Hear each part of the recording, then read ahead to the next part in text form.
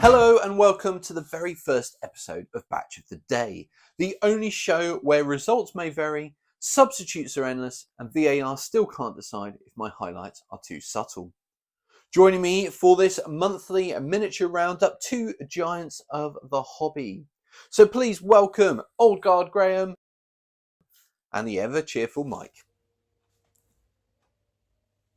Kicking off tonight's show is Final Scores, the part of the show where everything is finished, polished, and presented neatly. Basically, the opposite of my painting desk. So let's see what's crossed the line this month. So first up, we have a brigade of 6mm British Napoleonic household cavalry. Mike, your thoughts? Thanks, Carl. These look brilliant. Even at 6mm, there's movement, there's colour, and there's detail. What more could you want? Really, really fantastic work. Yes, I agree with what Mike says there. I really do think that they've been painted very nicely. And one of the features that I particularly like is the fact that the eye is tricked into thinking that bits have been painted that quite simply haven't. So really, really good work from my perspective.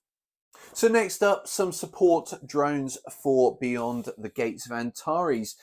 Clean, futuristic, and a few years after the Napoleonic period. Graham, thoughts on these? Yes, Carl. Well, I have to say, futuristic nonsense, really. However, yeah, well painted, nice colour palette, ties the force together. But yeah, for me, no, it's they're just another 40k nonsense, really, aren't they?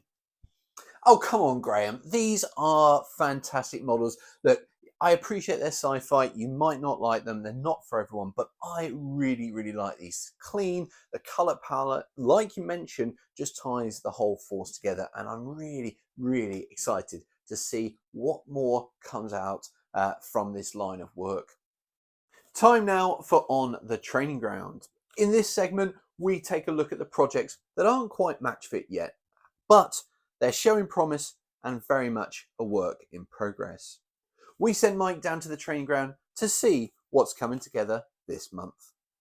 So Carl, we're down at the training grounds and it's absolutely buzzing down here. So much energy, so much enthusiasm, and lots of figures looking to get over the line this coming month. Now, what have we got in store? Well, first of all, we've got some 28mm civilians for the Peaky Blinders project. They're really nice sculpts, full of character.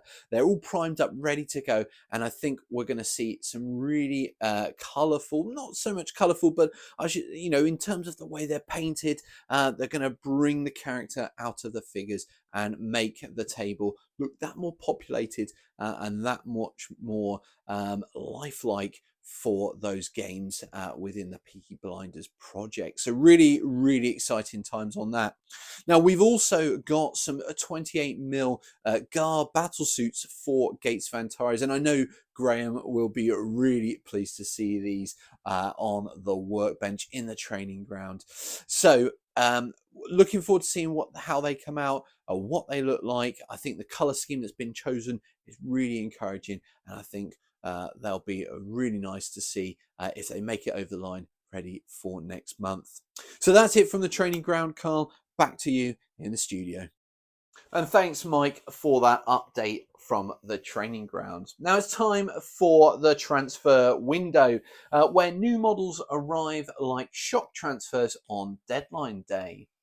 This month's acquisitions news is that there has been a purchase from Bacchus Town, and we are being told that the deal includes British line infantry, some Highlander infantry for the first time, and included in the deal is also some artillery, and a bit of a shock to a lot of pundits who've been keeping an eye on this, some French line infantry as well. So we're going to keep our ears to the ground on this one and see how that develops over the coming months.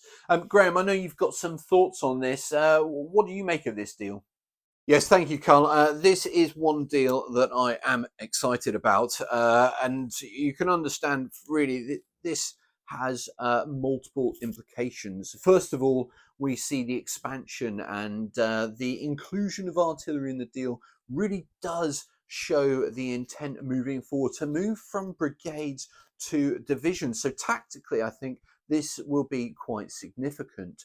And then the other element that really I picked up in this deal is the inclusion of those French infantry. Now, for me, that can only flag one path going forward, and that is the development of games. And we will see now two sides to this, not just the British. So, really encouraging signs, and it's good to see Napoleonics really pushing forward this season.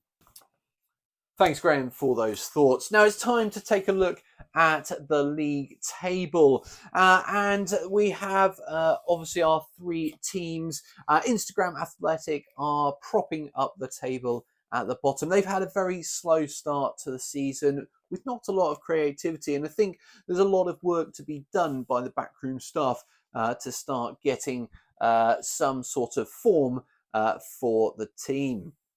YouTube United are very close to that top spot in second place. A good consistent approach at the start of the season. We'll really see whether that will start to answer in terms of more subscribers and obviously then the points will follow.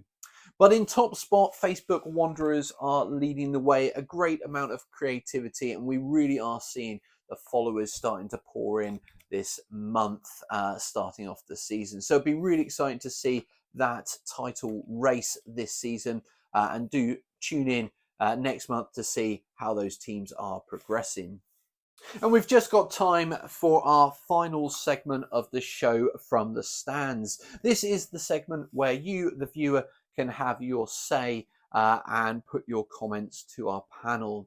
Now, being our first show, we don't have any comments from last month, except for a few online, which have obviously expressed their excitement for what's to come this season. So if you do have any thoughts on this month's news, do drop your comments below and we'll feature you in next month's From the Stands. Now, next Sunday at 6 p.m. on T's Miniature Battlefields, join us for a special feature as we take a closer look at one of the hobby's most characterful events.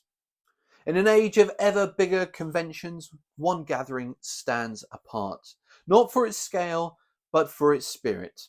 A place where dice roll loudly, tea flows freely, and rules are explained with the patience of saints.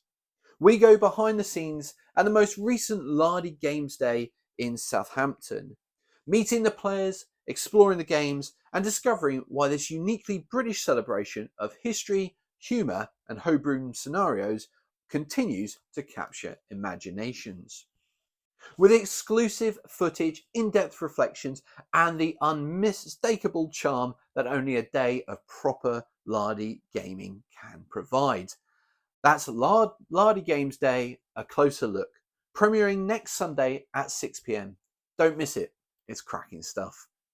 And that brings us to the end of our debut batch of the day. A huge thanks to Mike and Graham, a duo proving that experience and enthusiasm can coexist. We'll be back next month with more minis, more progress, and almost certainly more things I bought at 1 a.m. because they were a good deal. Good night.